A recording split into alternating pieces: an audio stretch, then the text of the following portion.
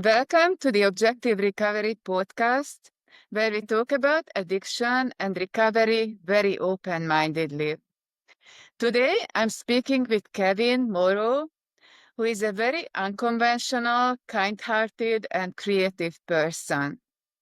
His professional nickname is Mr. Mingo, which means he's a social catalyst and especially interested in helping people he calls misfits to understand themselves on deeper levels and build a satisfying life.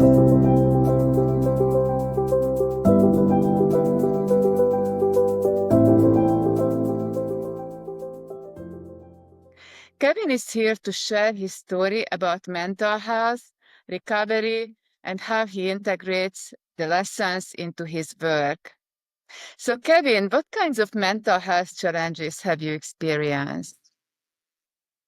Yeah, very first, thank you so much, Henrietta, for inviting me and allowing me to share my voice about this. And yeah, I feel it's a very important topic. And actually, I've dealt with several types of health issues or health problems. Addiction is one of these, but also depression, dark thoughts, or even suicidal thoughts. So it's something that has been with me for as long as I remember, actually, for a very long time.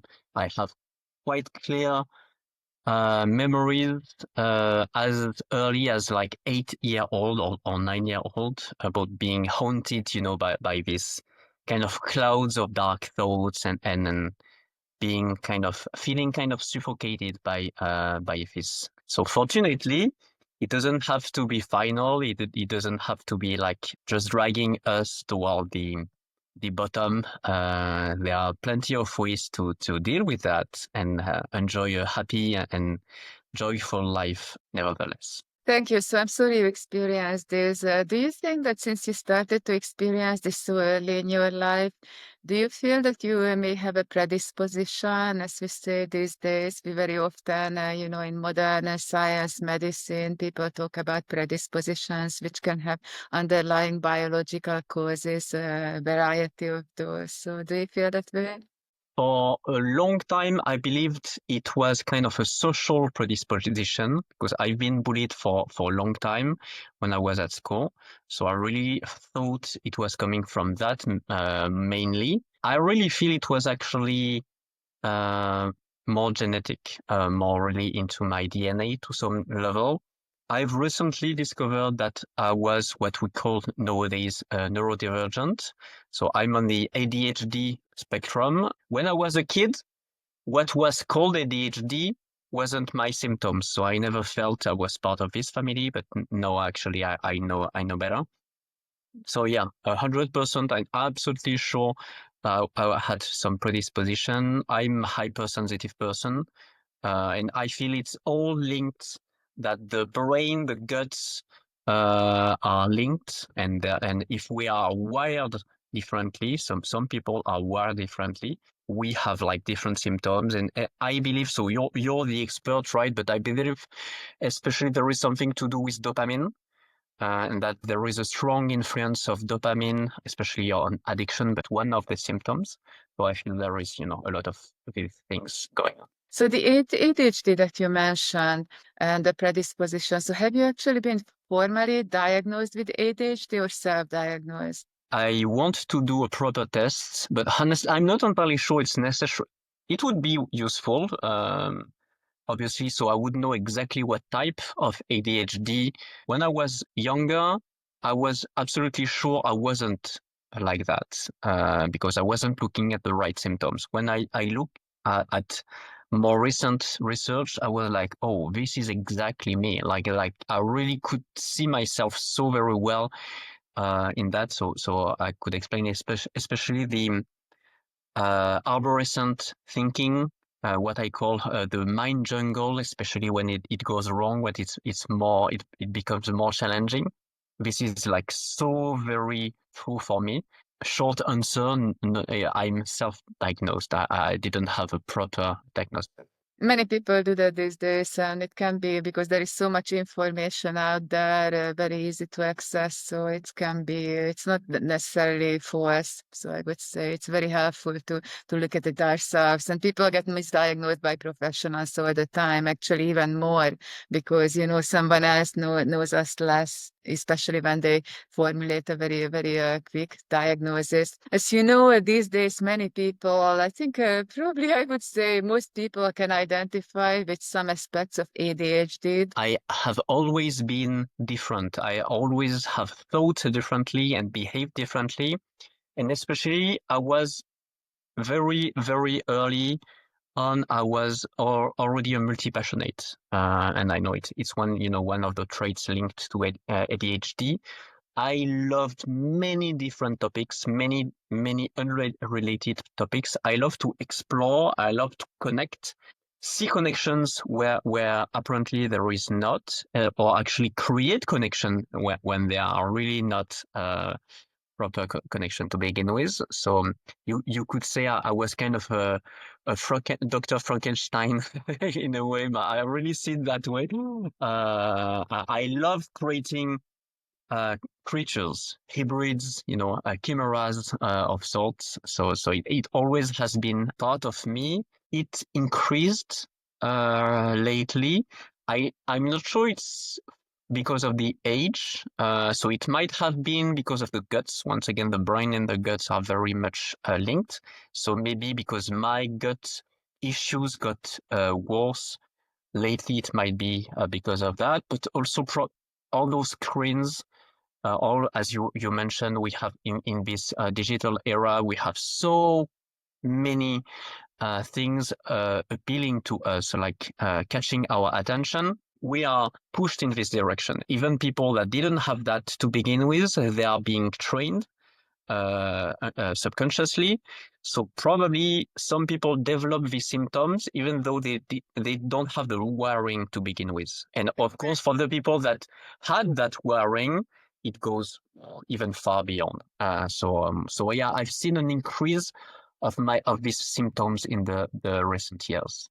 We just mentioned that self-diagnosing can be useful, but I think it can be also over-diagnosing, and sometimes, especially if people are not really familiar with the actual, the clinical terms and background and the science behind it, they just throw around these terms so easily. It can go on really, it can affect sometimes people's self-esteem negatively because they identify with a condition or a disorder. So it's good to, you sound very self-aware.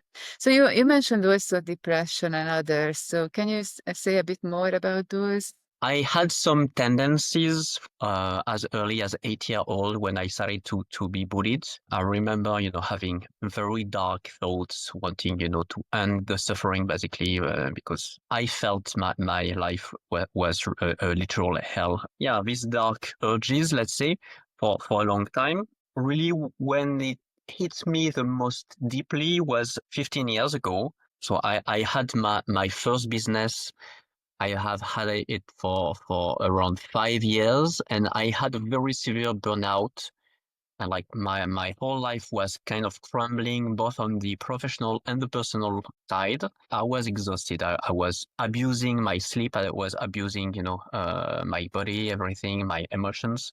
I paid a price, right? If you abuse something, usually you will have payback to some degree. Some people could call it karma, right? But it's just if you overextend yourself, you will pay a price. So it started with this severe burnout, and really very rapidly led to a deep depression. So I took medication for some time. So basically, I stopped brutally to take the meds, which I strongly advise not to do, guys. It was quite awful. But well, I survived. So that's again, probably it wasn't so bad in my case, but yeah, don't do that to yourself, please. And so what happened? So how did you resolve the depression? So my doctor, my personal doctor was an excellent doctor, really helping me with this, not pushing me to take the meds or anything, but really being here for me. That's something some professionals I believe, are very heavy on the meds. I don't mean just depression, but any type of problem. It's like you just take a pill and you will be good. I also had amazing friends around me, which is a big, big, it makes a big difference. And especially one of my dearest friends, he introduced me to meditation. I believe Meditation, it's, not medication. yeah, exactly. Meditation, so mindfulness type of meditation. I love, absolutely from medication to meditation. Maybe I'm wrong, but I have a feeling he really saved my life back then. By introducing me to meditation, he opened to me an entire new world, a new way of thinking, and he introduced me to a very powerful tool that allowed me to get out of it by myself. But basic meds are like a crutch. Once again, they can be a fantastic crutch. I believe I needed these meds when I took them. I don't regret taking them. They were necessary. I would have done probably awful things without them. So I'm deeply grateful. But they were just a crutch. They weren't allowing me to get back to it. So I had this personal doctor. I also was followed by specialists, right? Psychiatrists and psychologists. So they played a role. Honestly, not as strong as I would have liked to. So I don't feel they made such a big difference in my recovery. To me, the best, what made the most difference was, once again, the right meds at the right time, so I could just be functional enough and basically not took my own life, or do other big actions, drastic actions. Many people describe it in the same way that the people who say that medication was not the biggest lifesaver, but it helps with this to reach, if someone is very dysfunctional, let's put it that way, if the depression is very severe, then it can just raise mental health level, the brain functioning to a state from which it's easier to implement other solutions such as therapy, meditation, whatever. Yeah, no, I love that image of that. Yeah, I see it as a safety net. It's really allowing you to just not fall all the way down. It can catch you halfway, but then you will have to find a way to climb up. The meds won't help you climb up. It will just allow you to stop the fall to some degree, which is already amazing. Like, don't get me wrong, this is very powerful. So once again, I'm grateful I had those meds. I did it, and I did it because I was introduced to the right tools for me at the time. So to me, really, what made the most difference was mindfulness. And also, this friend of mine also introduced me to Buddhism and Taoism. So I started to explore very superficially at that time because I was, I was still in full depression. So I wasn't really into, binging any content or anything. I was just trying to escape my pain. But still, it opened a window to something else. And it allowed me to kind of redefine my own reality, actually. And what is very interesting is some people might find it extremely surprising, or they might actually feel I'm lying or lying to myself. But I am deeply grateful for my depression. Actually, to me, my depression has been a fantastic opportunity. Yes, it was a very unpleasant one. And yes, if possible, don't have depression if you can escape it. But to me, it allowed me actually to completely revise some of my core beliefs, some of things I believe true. It allowed me to choose. It allowed me to let go of things that were trapping me. Just to give you an example, there are a few social anchors that I deeply dislike, like New Year's Eve, like giving gifts to birthdays and etc. for a number of reasons. I really don't like that. It's something I despise deeply. And my depression allowed me to really free myself from all of that and other things. So it allowed me to rebuild myself on my own terms, to kind of take a step back from society and peer pressure and the way my parents raised me, and actually rebuild my life to my own design. So to me, it's like absolutely priceless. And I believe that without this depression, I wouldn't have been able to do that, or it would have taken like forever. So it means that you initially experienced actually a more serious depressive state during those periods of the year or whatever, and then you learned, you became self-aware about how it affected and your history and all these interactions, and then you turned it around completely. So that's a really great example. I hear this very often, probably you too, that the parts of the year, like the end of the year holidays, are probably the biggest one, Christmas and the New Year, when people feel a bit more down. Part of it is due to the seasons, because some people also have seasonal depression or seasonal affective disorders, we call it in the clinic. So you mentioned also that there was some addiction type problems in the mix. So can we speak about those a bit? No, absolutely. And actually, I want to thank you because as I was preparing for this call, I realized something. I saw a pattern I never identified before. And I feel I had 3 different phases. And actually, I would love to have your feedback about this because I'm not entirely sure the first phase was really addiction, from a proper, technical perspective. But I still feel it was kind of in the same area, let's say. But I had like 3 different phases in my life, and the 2 first phases lasted roughly the same amount of time, which is fascinating. So now I'm wondering if the third one will be the same. So we'll see in a couple of years. But the first phase was until around 17 or 18-year-old.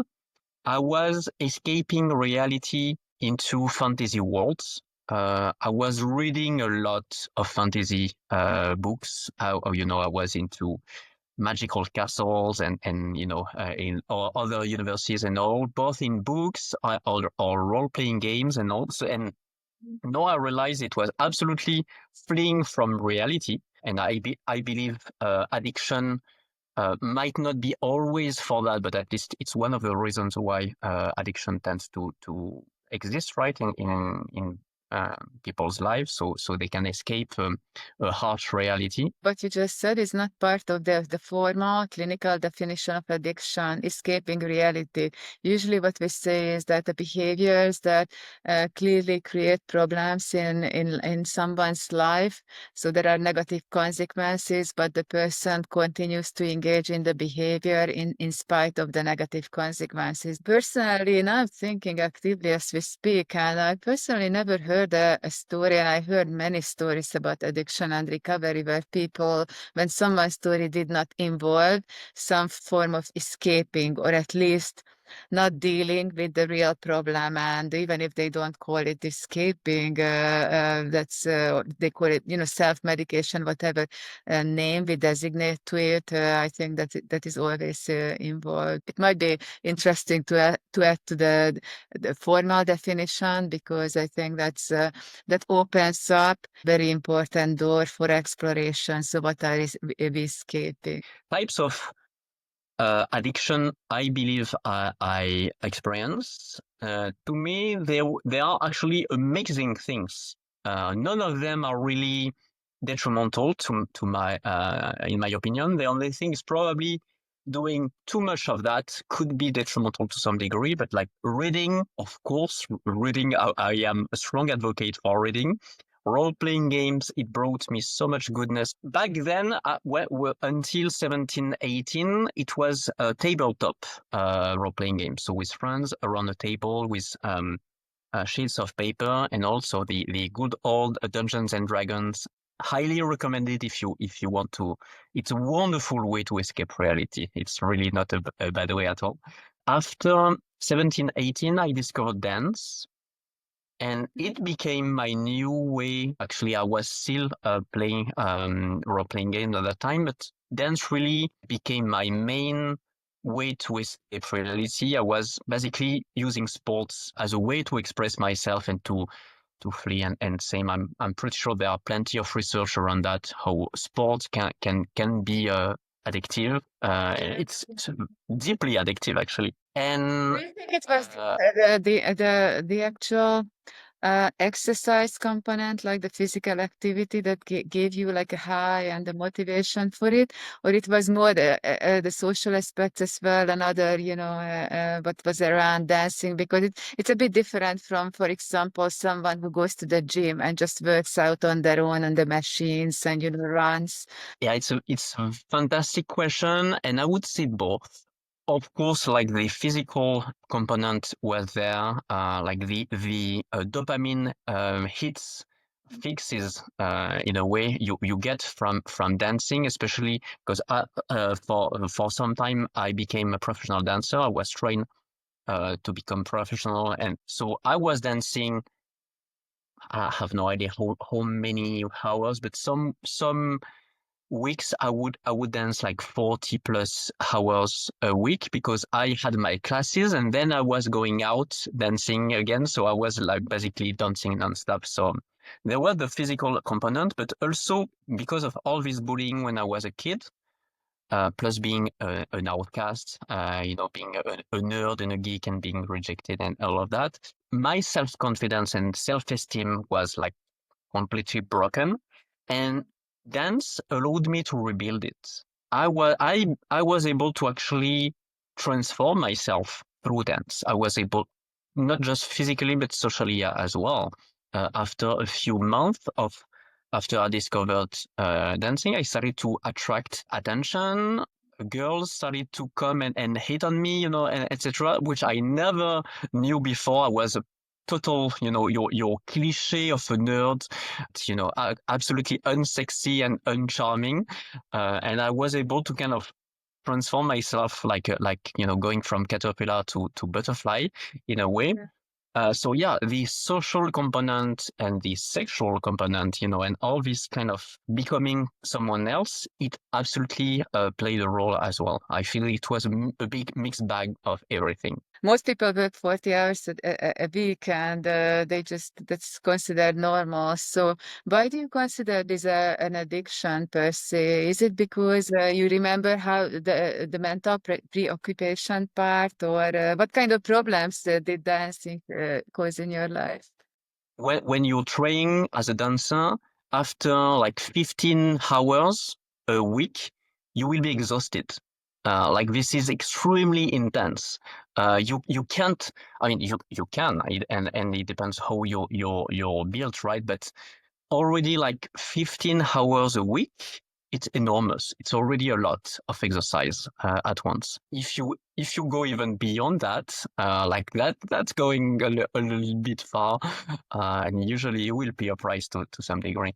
But no, I feel like there was, to me, yeah, it really became my way to express, especially to express my emotions and also to express dark emotions specifically. If I didn't exert enough, I would get cranky and grumpy and aggressive, and it will build up exactly what happens to a smoker, that they don't get their cigarette. So yeah, that was the second phase with dance. And during depression, of course, I didn't feel like going to dance. It wasn't really on my menu back then. I was deep into my depression. So video games became my comfort zone. It became really, no, comfort zone, probably not the right way to say it, but it became the equivalent of comfort food, right? But it was right. Basically, I was numbing my mind and numbing my emotions by just playing nonstop, and just busying my brain as much as possible so I wouldn't think about my pain. So yeah, once again, it was my escape bubble. that is very clearly an escape. And I think many people who are addicted to video games would describe it as such because they do it instead of working and many other things, instead of getting out of the house and so on. So were these behaviors or these activities co-occurring? So did you engage in them at the same time or sometimes at the same time, overlapping ways? So was it a sequence that first the role playing and then the dance and the video game, but different periods? No, it's a very good question, and I would say there was an overlap between let's say the fantasy phase and the dance phase. Video games not really, because once again I was so deep into depression. Actually, I was eating a lot. I was eating a lot of comfort food. As a fun fact, which is not fun at all, at some point I actually tried to become an alcoholic on purpose. I wanted to kind of drown my dark emotions into alcohol, and actually it didn't work. I failed at that.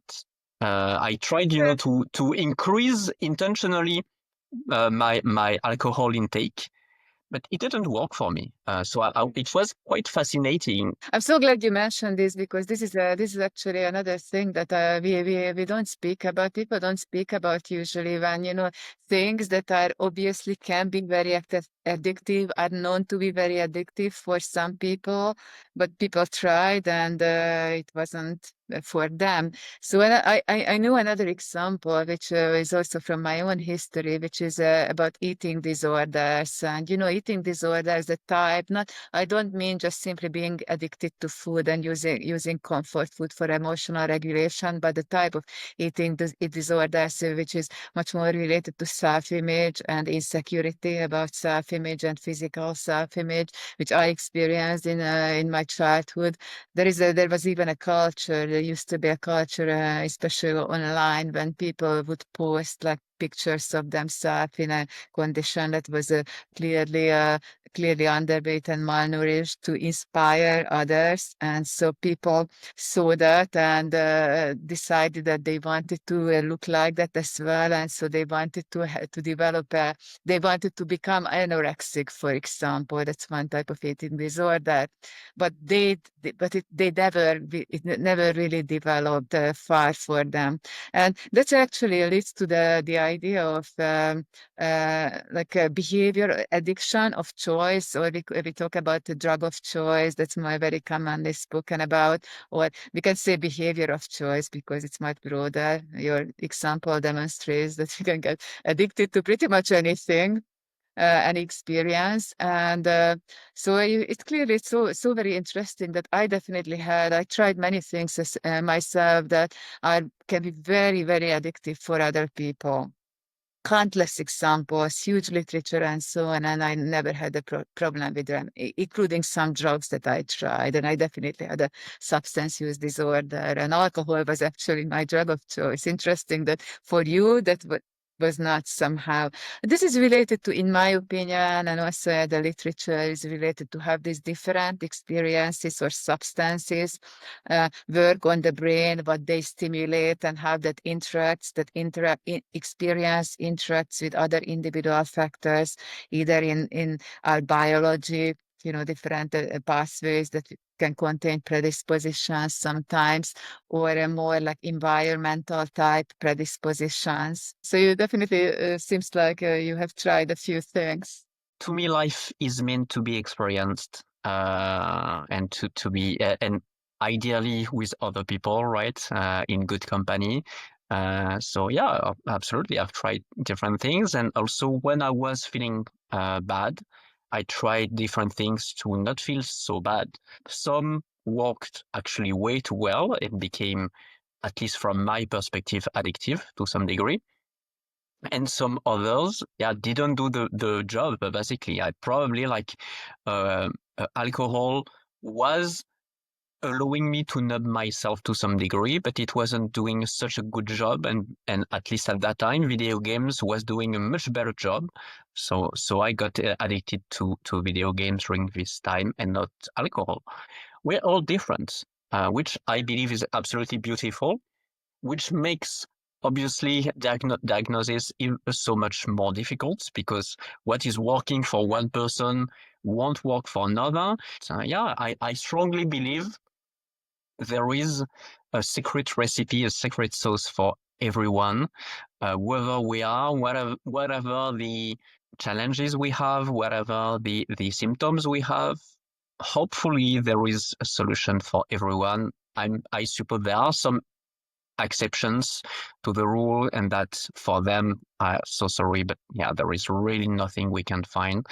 But I would assume for most people it's possible. So yeah, my invitation for anyone suffering right now, don't give up. Just maybe your solution, the solution that will work for you, might be just one try away. I love this idea. If you know about Michelangelo's David, this famous sculpture, this worldwide famous sculpture.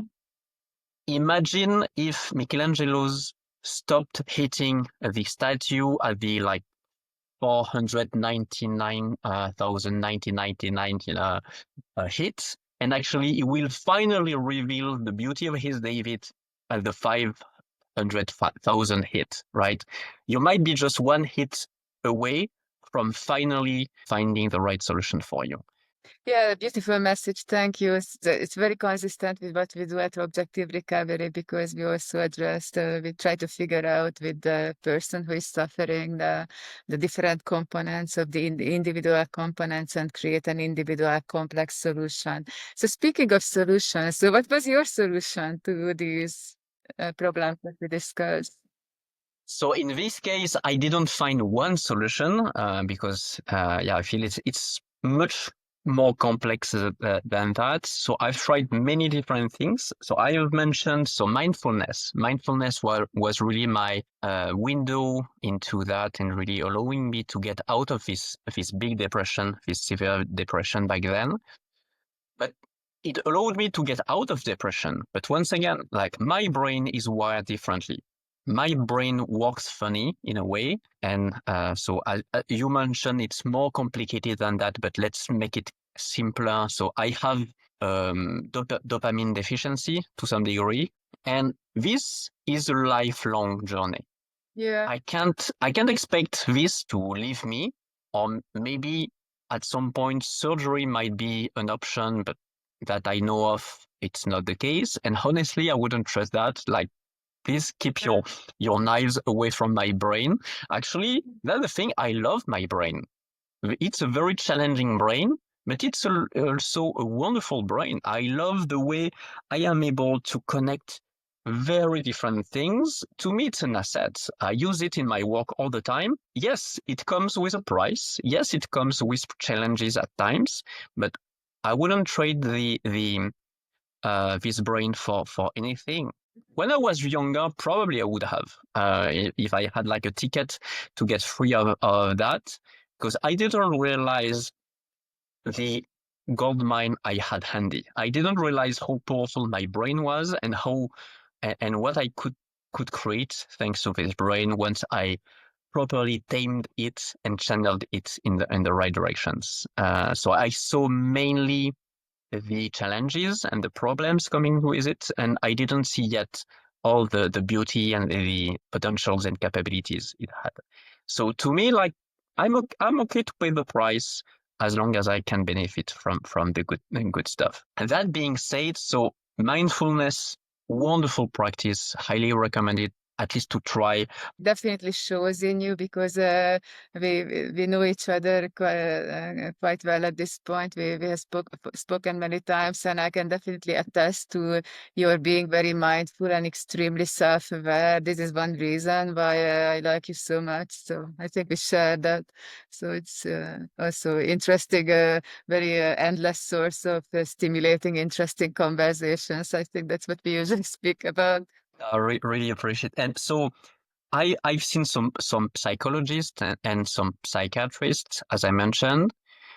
Honestly, psychiatrists, they really don't work for me. Maybe I didn't find the right one, but really the way, at least in France, their method of work don't work for me. It doesn't mean it wouldn't work for someone else. Once again, you try, you find your own solution. It was not mine. Psychologists, much more so.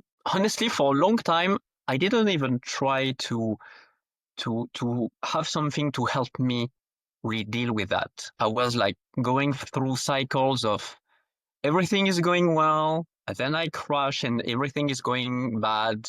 And then I struggle to get back on my feet. And okay, once again, a lot of, ups and downs and a kind of roller coaster type of life. And it didn't occur to me that I could do anything about it. To me, it was like, this is how life is. That's it. Just deal with it. Now I realize, hey, you know what? It doesn't have to be that way. There are actually ways to make either to spare yourself these cycles, which get quite tiring after some time, or at least mitigate, and really enjoy the journey much better. So so I made a lot of research, and especially since I've been certified as a life coach, so a few years ago, I really researched much more solutions. So of course, coaching is an amazing practice. So I deeply, deeply love coaching. The thing is, coaching can help you with the physiological component. It can help you with, with the behavior, with many things. But what is happening in your biology, if I have like a dopamine imbalance, coaching probably won't help, but actually psychology wouldn't help me that much either, right? It depends what type of biological factor we are considering, because we definitely cannot change easily, for example, our genetic makeup, the DNA that we inherit. We are not as advanced. Maybe in the future there will be gene therapies that are already being done, in experiments. I did a bit of that myself in laboratory settings, but that's more like in study phase and development phase. It's not available very much to humans yet. What is available to all of us though is all the different things that can influence, for example, how genes function, how genes are expressed, how genes are regulated. So this is a big area that I studied with pretty much in my entire career in different ways, and we call this epigenetics. So it's a Greek word called epigenetics. Means above the genome, and this means basically different mechanisms, biochemical mechanisms that are associated with the DNA and regulate its function. So the genes, how they are activated, repressed, and so on, which cell types, which developmental phase, and so on. So these epigenetic mechanisms are very well known now to be very sensitive to environment, many different environmental influences, including social engagement or the lack of social engagement. This is a big way, actually, how social deprivation and, a lack of appropriate care early in life, especially, can lead to these mental health issues later in life. I studied that a lot myself. So it induces, triggers epigenetic changes, different kinds, and many of those can persist for a very long time and for years and decades. And so it's associated with the development of depression, anxiety, addiction, very much so. And so this is how it works. So the good thing about it is that epigenetics, we can also take advantage of that in treatment and in recovery. And maybe you can see where I'm going to, meaning that we can use those social experiences. We don't usually know what's going on, on the epigenetic level and the molecular level in the body and in the brain, what's going on, because we never see it happening. That's why we study it in laboratory, when we can visualize in different ways, and we know very well, very established, that those things happen also in terms of reversal.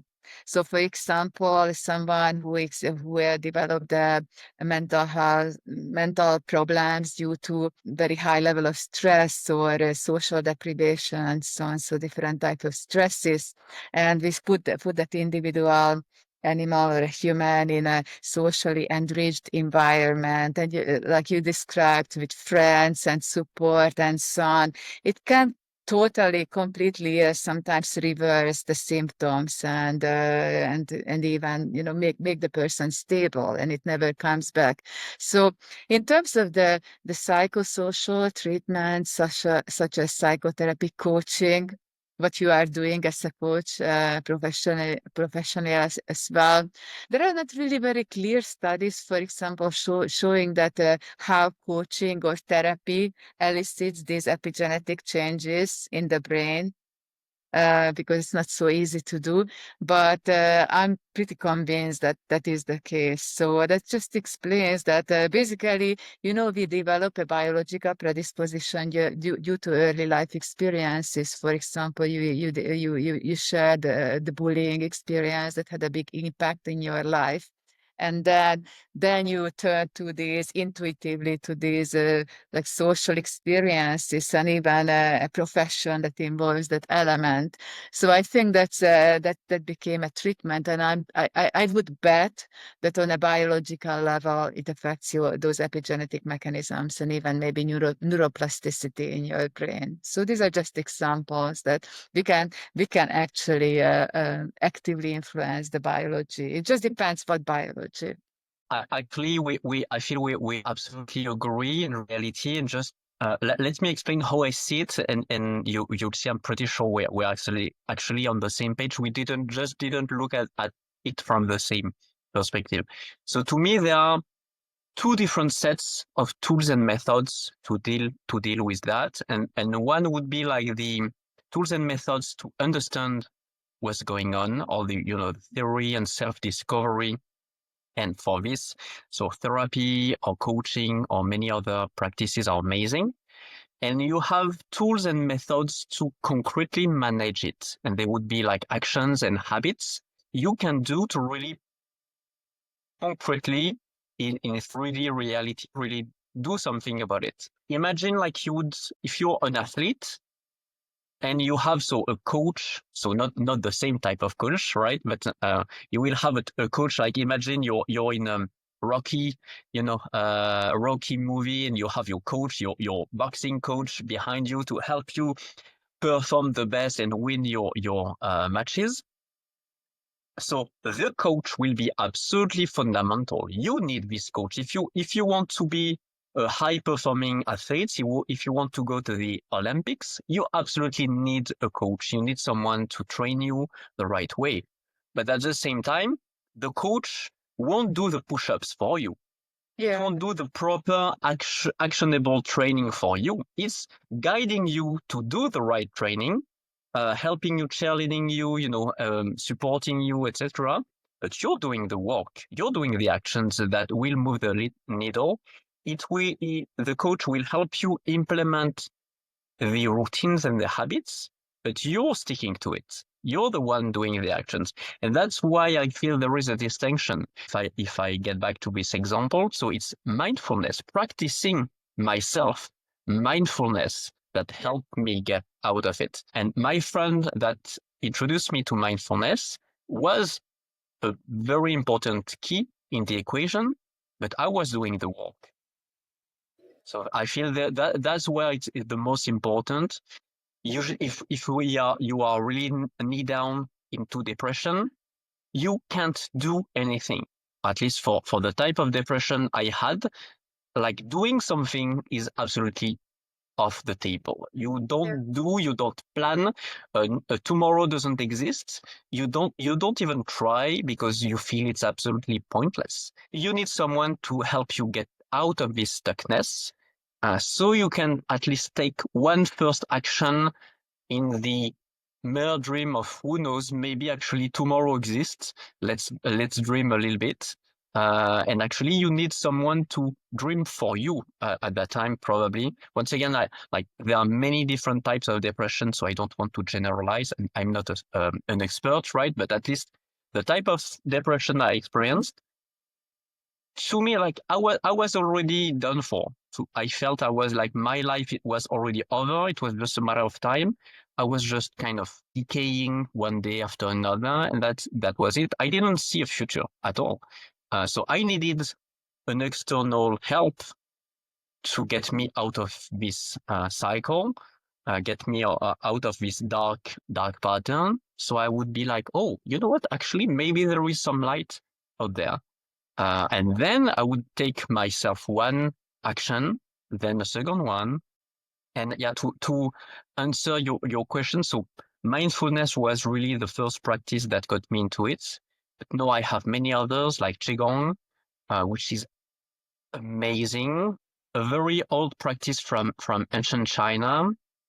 And it looks like slow motion kung fu, basically. Or maybe not even or it looks like people just doing very slow movements. I'm pretty sure it looks very boring from afar. Don't get fooled. Actually, it can be quite intense. And Qigong really, it's a way to align your body, your emotions, and your mind and spirit in a very powerful way. It's extremely powerful practice. Once again, not for everyone. If you try Qigong and if you don't feel any benefit after trying a couple of times, just drop it and try something else. It would be my recommendation. Yeah, there is another one that is very popular Yep. where I live called Tai Chi, and it sounds like you are familiar with that as well. And so I don't really know the detailed differences about them, but it's very similar. I know the practice is similar, so that's something that I Yeah, try. strongly tied. They are very like they are close siblings. Tai Chi and Qigong. They oftentimes you will practice Qigong as a warm up for Tai Chi. So they really work beautifully together. So it makes. One thing, there are plenty of other practices. But really, my practice of choice is Qigong. Cold showers are great for the dopamine hits. I know like the research is a little bit blurry, difficult to have proper concrete facts about the effect of cold showers. I know to me, like cold showers, it's boom, giving me dopamine hits. But you mentioned before that about the dopamine deficiency. I just want to mention that I definitely relate to that. This is definitely not something that we can easily diagnose, like that we do have a dopamine deficiency. But I feel the same way about myself from subjective experience, and I associate also myself that with my own addictive tendencies, as a compensation. So I relate to that. That actually has often genetic associations, but let's not get into that. In terms of the cold bath or shower, that's so funny because that's we spoke about you mentioned things that didn't work for you. Alcohol can create a dopamine hit. That's like a really big dopamine hit for many people. It does it for me, definitely. But for it sounds like it didn't work for you. For me, the cold shower that is supposed to be a healthy practice, I just tried it this morning and I just never experienced it. I think I know very, very well subjectively how a dopamine, like increased dopamine level feels. What it feels like when I have that from other experiences. For some reason, the cold shower, just cold bath, I tried in different ways. It just doesn't do it for me. So it's super interesting. Again, individualized treatment, what works and what doesn't. Once again, we are all unique. We are all beautifully unique. You can't expect to have cookie cutter solutions. You have to try and experiment and make mistakes and that's just how it is. So what is working for you might not work for me. We shared, a couple of examples that it's working for you, not for me, or the other way. And that's it. And there is something that I find absolutely fascinating. Actually, it's really interesting because it's kind of a big reason why there is a lot of uproar against personal development lately. Many people, saying this is, all fake and kind of sect practice, and doesn't work.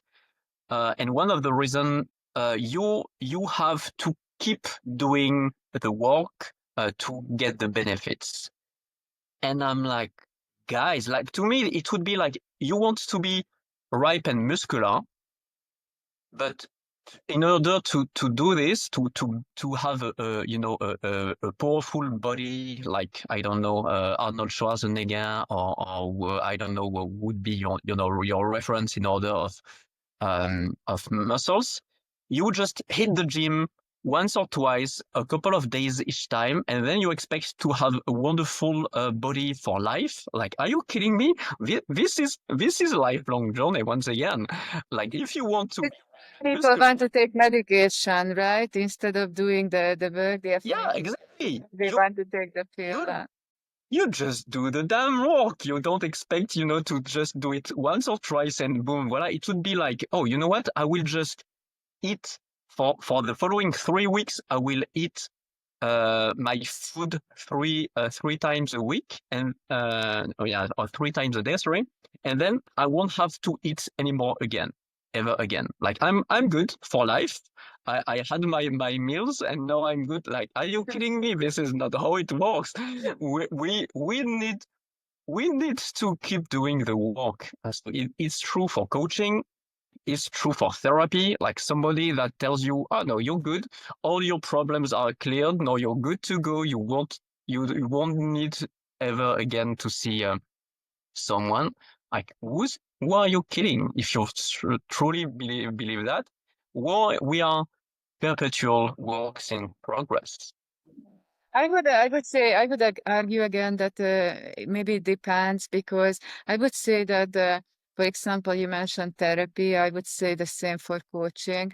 That's not necessarily a necessary. It's not always necessary for life. That can be. Sometimes people use it very, very, very effectively for a certain period and short term, and then resolves the problem, and then they learn. They basically use that experience to learn some skill, but then they still need to practice the skill. So it's actually the same. It just means that the initial experience doesn't have to be there forever necessarily. But for other activities such as exercise or healthy eating or self-care practices, that's definitely we need to keep doing it because usually I would say that the activities that we do ourselves. That's why coaching or therapy is different Yeah. because we see someone else to help and then we learn it and then we can implement it in our own lives. So let's speak a bit about your professional experiences because I know that you have used some of your personal life experiences, some that we just discussed to develop your businesses and what you provide professionally. So just share a bit about that. Yeah, no, absolutely. Actually, just before I get there, there was something very interesting that came to me when you mentioned, and I feel once again, I love using analogies, and I totally agree. For some special cases, you will need only like one, like coaching or therapy for just a small duration. And to me, it would be like, get back to the example of having a very ripe and muscular body. Imagine you have a photo shoot. You have like shirtless photo shoot, and you want to like to look amazing, and you will hire a trainer just to get ready for this photo shoot. And when it is done, you're like, I'm good. I don't need to really train my body anymore. Or you have someone that really want to have the lifestyle of an athlete, and they want to really try. So then they will need a longer commitment. They will need a longer experience until hopefully they will be so good at that actually they won't need any guidance anymore. But the length will be different. So I feel it was interesting to add this distinction. But getting back to your question, so as you mentioned at the beginning of this video, so really my focus is to help atypical people, which I love calling misfits. This name, misfit, to me, is very dear to me. I know many people don't see themselves as misfits, and I know there is, negative connotation, but actually, I love this word, misfit. And basically, it's all the people that don't fit in, and especially people that don't fit in because they actually belong to a different tribe. They might be geeks, nerds, multi-passionate, neurodivergent. They are different somewhat. They probably suffered from this difference, especially when they were kids. Yeah, they don't want to fit in a society. They don't really fully embrace the codes. They still deserve to belong to some people. They want to find friends. They want to have beautiful connections, and also first and foremost, they want to build a beautiful, joyful relationship with themselves. Because usually being different, it comes with a lot of scars, social scars, emotional scars. So there is some rebuilding to be done. Once again, I've mentioned, a few of my previous challenges. So yeah, we need to address that and help us rebuild our confidence and self-esteem, etc. So I help my clients about that. So let's say my two core focuses are on relationships, relationship with others like friends or connections, and also identity. And really, who are we? How do we identify as? And really, does it mean for us? So it would be like, yeah, really relationships and identity are my two core pillars. The identities, I'm so glad you brought that up because it's actually very important when we speak about habit change. And I believe that I'm sure that it's part of how you approach it also with your clients when they want to develop a better social life or anything like basically better habits. It always goes back to, what activities, what we engage in. I really like to speak about this, especially recently, because this is a concept that we don't mention often enough. It's a very, very powerful tool. Like basically what I would describe as identity change in terms of habit change, because you always, identity, I think everyone can understand what that means. Basically just anything that we associate with the self psychologically and also practically what we do in everyday life. Habits very often, a big part of habits is a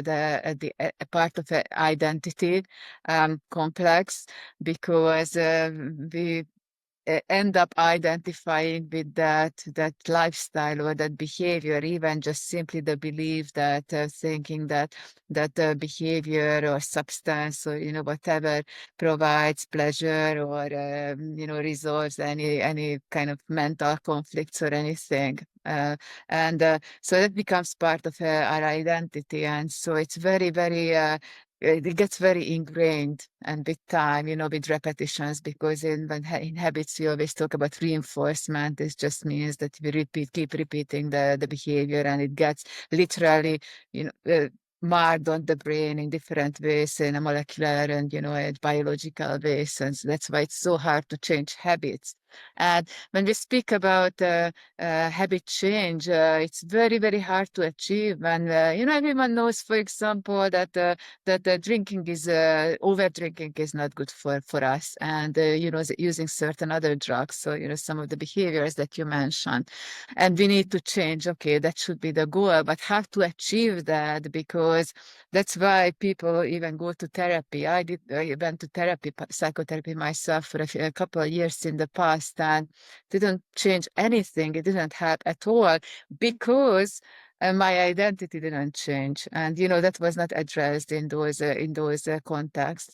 And I think it can be sometimes a very powerful, almost like a shortcut, an identity change when we recognize that the current identity or identification is not working or it's destructive. So we need a change, and then we need to develop a new identity. And there are many ways to do that. And that can actually make it much, much easier to change the action parts as well, what we do in everyday life. Because, so for example, if I convince myself that my problem was drinking, so I'm not a drinker, I'm a non-drinker, and I create like a complex new image of myself for the future and try to associate myself with that instead of the old image and the problems that I was self-medicating, and making that mental leap can very powerfully help initiate the habit change. So I'm very glad to hear that you incorporate this into your practice. I believe that it's a complete illusion to believe that we have one identity. We are multiple. We are legion. They are a collection of identities inside of it. It doesn't mean we are how is it called? We have a multiple personality disorder. We are a collection of identities. I feel it very soothing to understand that all these personalities, they might not agree, and they are kind of all trying to go in the different direction. And yeah, sometimes it gets messy and sometimes it gets difficult. And on that topic, there is one of the most powerful and simple ways to look at it comes from James Clear in his amazing book, Atomic Habits. Yeah. And he describes it as casting votes. Like, let's take an example. You know you should be tying your running shoes and go for a run in the morning, but instead you're like, hey, you know what? I will go and run tomorrow, and you just stay on the couch and you just bulge, some comfort food. If you do that, so instead of casting a vote towards your athlete identity, you're casting a vote towards your couch potato identity, which are both part of you.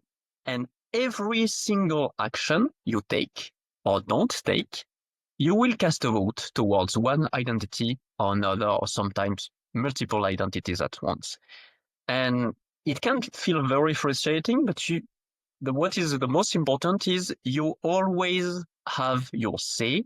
You always can change everything. You're just one action away, one decision away from changing the course of your day or changing the course of your life. Yes, some of these actions or decisions might feel extremely difficult at times. And I would be the first, right? Oftentimes, more than I would like, I do the actions or make the decisions that don't feel the most aligned for me, the most serving for me. And I have to live with that. And it's just life, right? We make mistakes. We don't do congruent or aligned or most positive things. It's just part of the journey of being human. But we always can change the things. I feel it's very, very empowering that we always can make a different direction. And what is very, very powerful, we also can identify these different identities. We can really kind of put a name on them and really get to know them, have a self-discovery journey. So it can be through therapy, through coaching. There are plenty of tools that can allow us to do that. Personality tests are amazing for that. But part of the many tools we can use. Just tell us some tools. So just mention maybe one or two that you use in your practice that helps your friends, maybe yourself, to change or deal with identity.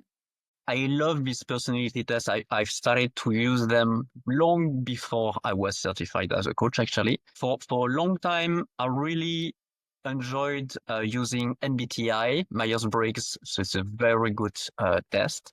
But the latest I've discovered, so it's called Badze.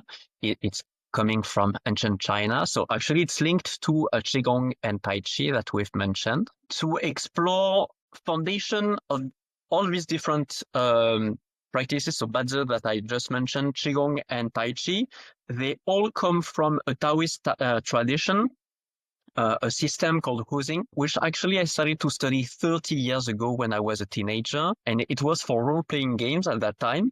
And so actually it has been circling around, it has been circling back in my life on a regular basis. So it's fascinating. So apparently I can't escape this system.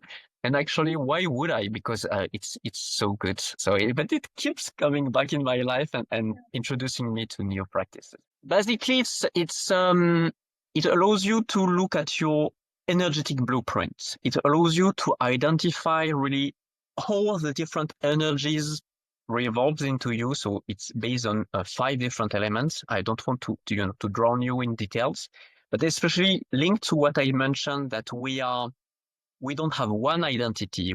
We have multiple identities. It allows you to really very clearly identify different sets of identities, and especially 4 big sets of identities. And this might sound quite abstract to some of you, but I will give you an example. I know you will understand. I am sure you've met some people, yeah, like you've just met some people and you have a specific feel of them, right? You interact with them, you believe you get them, right? At least to some degree, they maybe they look very joyful or quite a little bit reserved and shy, etc. But you have a first feel.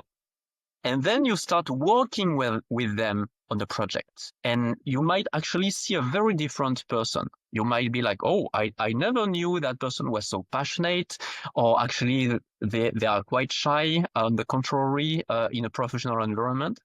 And let's say now you're starting to date that person. And then you're seeing a totally different facet altogether. You're seeing like they are showing you their intimacy, right? And you see yet a third person. So you might be wondering, did they just wear a mask to begin with? No, actually, from that, though, you realize it's not a mask. It's really different personalities with different flavors and shades. And you really can see that through Badger. So it's just one of the different ways to use Badger, but it's one of my favorite. It's like, it makes so much sense. Like, I'm a multi-passionate. I love many things. And thanks to Badger, like, it all makes sense. I understood, where some of my quirks and interests came from. So it was fascinating. So I know it a bit because so you gave me a reading once, and I found it really fun and interesting, and I was very skeptical about it because, again, for the viewers, so this is a practice that the way it works is that you just have to provide parameters of your birth. So it's a bit like astrology, traditional like Chinese form of astrology, but you need a bit more detail because you need a specific birth time and place as well, right? Something like that. And then there is the whole concept around, how that the system creates these descriptions. So basically someone's identity, complex identity and advice based on that. So I found it very interesting because when we discussed it, my reading, I definitely, as you remember, I definitely could very easily identify with some of it. And there are other forms that work in similar ways. We discussed before, you and I, like human design. I'm historically, I have been very skeptical about these things because, I'm a scientist. I was from earliest part of my career. Decided I wanted to be a scientist when I was 10 years old, and that interest never changed and never went away. So I think it makes sense that I'm skeptical about these things, but I'm very willing to because I'm also very curious. So I'm very willing to explore and try. I found this interesting because I can definitely find it even if someone is, skeptical or does not identify with all of it or doesn't want to use it as a guiding system per se. Another way that I find sometimes helpful is that we can just take the positive parts that the positive parts of the advice or the description and set that as a goal for ourselves. So let's say that this system identifies our strengths, but we feel in a current state that we are not there yet. We want to improve, so we can use actually, this is actually how it creates identity change. That's how I see it, at least, that we can set it as a goal, as a future goal and work toward that future identity, and it can become our identity very quickly if we accept it and we do the work. We discuss that we still have to do the work. So it's very helpful. I think it's even if someone doesn't believe in astrology or anything that is a bit more esoteric or spiritual, we can still use it, just simply use it on a psychological basis and use it for, analyzing ourselves, strengths, weaknesses, and setting goals for the future and for change. So very last thing that I want to ask you, Kevin, today is, it goes back to actually one thing that you mentioned earlier, which is when you said that you accepted that, for example, your depression and dopamine deficiency and, certain things are likely parts of your biology and your makeup, your identity, to put it that way, you accepted it and you don't really aim for eradicating those things from your life, and you can even use them proactively. So would you describe this? So how is it in your present? So do you still experience sometimes bouts of depression or addictive tendencies, obsessions, compulsions, things like that? And can you use your current mindfulness, the tool mindfulness that you advocate for so passionately, as a preventative tool now at this point to basically prevent completely or make the experience of a future depressive episode, let's say, less severe? Can you use it in that way, or it's still more treatment? It still happens, it's still the same intensity, and you just deal with it? So yeah, no, absolutely. I totally have some I don't know if it's called relapses or let's say, once again, it's a lifelong journey. I'm wired that way. It comes with a price. I will pay this price my entire life.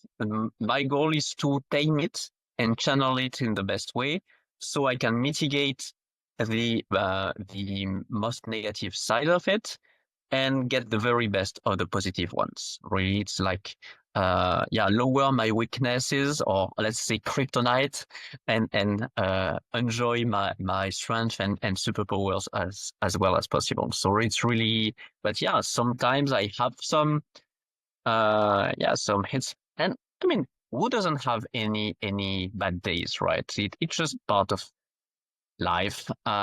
Just probably because of my personal makeup, some of these bad days feel even more bad than it would be for someone else, probably. So I might have a higher tendency to feel drowning again, or to have relapses again. And just it's my job to ensure either it doesn't happen, or it happened but more smoothly and less negatively, and especially to bounce back in a better way. So, and yeah, I have a plenty of practices and tools and excellent friends around me that can help me with that. But actually, there are plenty of examples of people that had a terrible makeup to begin with, but they were incredibly successful. They had, they built amazing lives for themselves. So yeah, it's never set in stone. We always have the last say in it. Yeah, that's why many people compare even the mental tools and skills to the physical ones, such as a muscle that we just like in bodybuilding, for example, and exercise, regular exercise, we develop those physical abilities, and we need to still keep practicing. So it's pretty much the same with all the mental practices. So, Kevin, thank you so much for sharing all this with us today. It was really super interesting, and so you are a very interesting person, definitely, and I think it's very easy to see how you are unconventional. So it's just simply by the virtue of figuring these things out on your own, and accepting that you don't want to completely erase these challenges from your life. So that's also very rare that people arrive to that state, because very often people speak about these days about, for example, there's a buzzword, radical acceptance. And I never like that, but the reason I never like it, not because it's not important and it's not effective. I don't like it because it's overused, and it's used very often by people who have not accomplished it in their own lives, and it's very clear. But I have the impression that you are actually an excellent example for someone who has accomplished that acceptance, and we can see it's very powerful if it really truly works. the last question is that how can people learn more about you? You are clearly very interesting. I'm sure that there will be interest. Thank you so much, Henrietta. And so my main playground so far has been LinkedIn. So I love being active on LinkedIn. So that would be really the best way to find me. I might change that in the future. Like Instagram is kind of making big wings to me. So I might start to explore that some point, but yeah, always a pleasure to speak with you. You're a fascinating individual, so always wonderful conversation with you.